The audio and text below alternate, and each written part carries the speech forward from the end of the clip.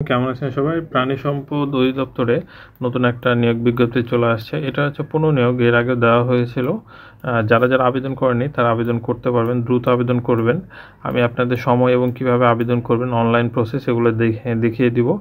আর টেলিটকে আপনারা পেমেন্ট করতে পারবেন না, এটার প্রক্রিয়াটা একটু ডিফারেন্ট। ব্যাংক ড্রাফটের মাধ্যমে আবেদন করতে হবে এবং কোনোটায় আপনার ডাকযোগে পাঠানো যাবে না, সরাসরি অনলাইনের মাধ্যমে আপনাকে পাঠাতে হবে।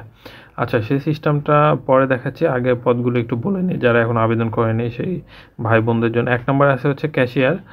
ক্যাশিয়ার এটা আপনার 54 জন লোক নেবে, ইন্টারমিডিয়েট পাস হতে হবে এবং কম্পিউটার একটা সার্টিফিকেট লাগবে আপনাদের, এবং আপনার এটা বেতন গ্রেড হচ্ছে 16তম, 9300। ম্যাক্সিমাম 16তম, এখানে 9300 হবে আপনাদের বেসিক স্কেল। তার সাথে আপনার এটা সেটা আর বাড়ি ভাড়া অনেক কিছু যোগ হবে। আচ্ছা, যাই হোক, তারপর আছে অফিস সহকারী কাম কম্পিউটার মুদ্রাক্ষরিক আছে। এটা আপনার গতি চাইছে 20 ইন্টারমিডিয়েট পাস হলে হবে আপনার। কিন্তু এটা আপনার দ্বিতীয় বিভাগের নিচে কিন্তু এটা আসা যাবে না। তারপর হচ্ছে এই প্রথমটাও তাই, ক্যাশিয়ারও তাই, দ্বিতীয় বিভাগের নিচে আসা যাবে না। ল্যাবরেটরি টেকনিশিয়ান এটাও 16তম গ্রেডে 39 জন লোক নেবে আপনার।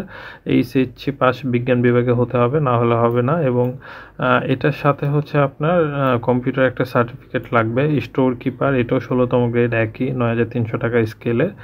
এটা 4 জন মাত্র লোক নেবে, ইন্টারমিডিয়েট পাস হলে হবে। এখানে বাণিজ্য বিভাগ লাগবে এমন কোনো কথা নাই, আপনি সায়েন্স থেকে, আর্টস থেকে বা কমার্স থেকে যেটা হোক না কেন আবেদন করতে পারবেন ইন্টারমিডিয়েট পাস হলে।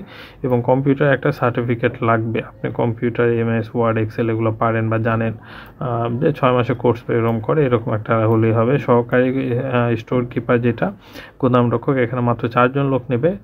এমএস ওয়ার্ড এক্সেল এগুলো আপনাদের লাগবে, কম্পিউটার সার্টিফিকেট। আর ড্রাইভার এটা যেটা আপনি 39 জন নেবে, এটা 16তম গ্রেডের চাকরি, একই গ্রেডের চাকরি। এখানে আপনার জিএসসি সার্টিফিকেট থাকতে হবে কমপক্ষে আর কি। তারপরে আপনার বিআরটিএল ড্রাইভিং লাইসেন্স থাকতে হবে, বিআরটিএ অনুমোদনকৃত, মানে আমাদের দেশে যতগুলো লাইসেন্স ইস্যু করে সবগুলো বিআরটিএ থেকে লাইসেন্স ইস্যু করে, এবং 3 বছরের অভিজ্ঞতা থাকতে হবে।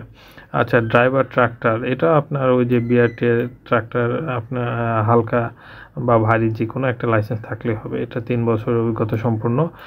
Milk truck, milk van driver, আচ্ছা এটাও আপনার বলছে যে হালকা অথবা ভারী যে কোনো একটা লাইসেন্স থাকলে হবে। 3 বছরের অভিজ্ঞতা থাকতে বলছে। এখানে ট্রাক ড্রাইভার এটা আপনার লাগবে, ভারী লাইসেন্স লাগবে। এটাও আপনার যতগুলো ড্রাইভার আছে সবগুলো জেএসসি পাস থাকতে হবে অন্তত পক্ষে আর কি, শিক্ষাগত যোগ্যতার দিক দিয়ে। আচ্ছা, লাইসেন্স 3 বছরের অভিজ্ঞতার কথা বলছে, এটাও 3 বছর অভিজ্ঞতা। ট্রলি যেটা আছে এটাও 3 বছর অভিজ্ঞতা লাগবে, এবং লাইসেন্স লাগবে আপনার ভারী। জেএসসি লাগবে শিক্ষাগত যোগ্যতা। ড্রাইভার লরি এটা অবশ্যই ভারী লাগবে, 3 বছরের অভিজ্ঞতাও চাইছে, জেএসসি সার্টিফিকেট চাইছে।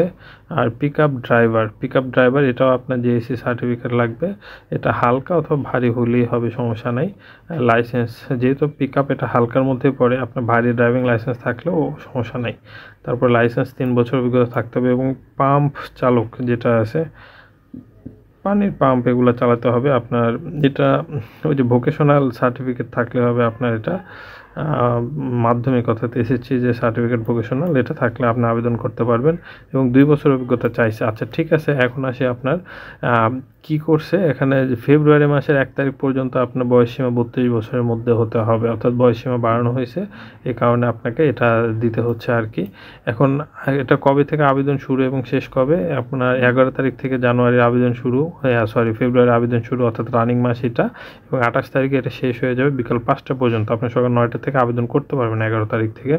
আজকে হচ্ছে 10 তারিখ, অর্থাৎ কাল থেকে আপনি আবেদন করতে পারবেন এখানে।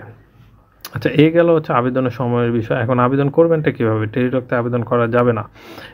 এখানে দেখেন আজকে ওই অপশনটা দেয় নাই। এই ওয়েবসাইটে ঢুকবেন, job.dls.government.bd, এই ওয়েবসাইটে ঢুকবেন। ঢোকার পরে অনলাইন নিয়োগে যাবেন, এটাতে যাবেন না, এটাতে গেলে আপনার আবার সাইট পেতে আপনার ঝামেলা হতে পারে। তারপর অনলাইন নিয়োগ অপশনে যাবেন, ওয়েবসাইটের মেনুতে গিয়ে অনলাইন নিয়োগ অপশনে গেলে আপনার এই স্মারক নম্বরে যে এত তারিখে যে স্মারক আছে এগুলো পাওয়া যাবে আপনার। ওনারা স্মারক যেটা দিয়ে দিছে আর কি, যে উপরে এগুলো দেওয়া আছে সব আপনি দেখবেন, এই যে স্মারক নাম্বার এত দেওয়া আছে, এই স্মারক নাম্বার অনুযায়ী আপনি বিজ্ঞাপনটা পেয়ে যাবেন।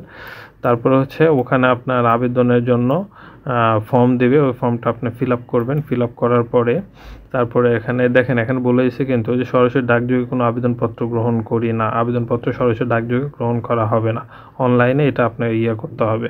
আর এটা মৌখিক পরীক্ষা 7 নম্বর পুরাটা আপনার মৌখিক পরীক্ষার বিষয়, এখন জানার কোনো প্রয়োজন নাই।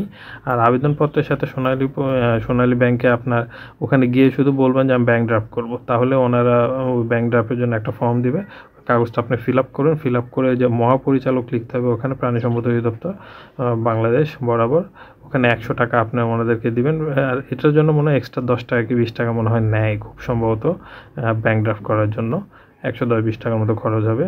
আর এখানে কোড নাম্বার বললে এই কোড নাম্বারটা ওনাদেরকে দিয়ে দিবেন, আপনাদেরকে একটা কোড নাম্বার দেবে, সেটা দিয়ে বাকি আপনার ওই যে ফর্ম ফিল আপ কাজটা যা আছে সব ওগুলো করে ফেলবেন। আর ওই ফর্ম ফিল আপ ওগুলোর জন্য আপনার কিন্তু ছবি লাগবে, ছবি হলে আপনি ওখানে আবেদন করতে পারবেন।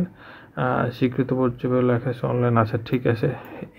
এই আপাতত এইটা হইলে চলবে। আর আপনাদের দেখিয়ে দিচ্ছি, এই যে এটা হচ্ছে ওয়েবসাইট job.dls.government.bd, এখানে আছে হোম বাটনে ক্লিক করে আপনারা ওখানে অনলাইন আবেদন এটা দেখতে পারবেন।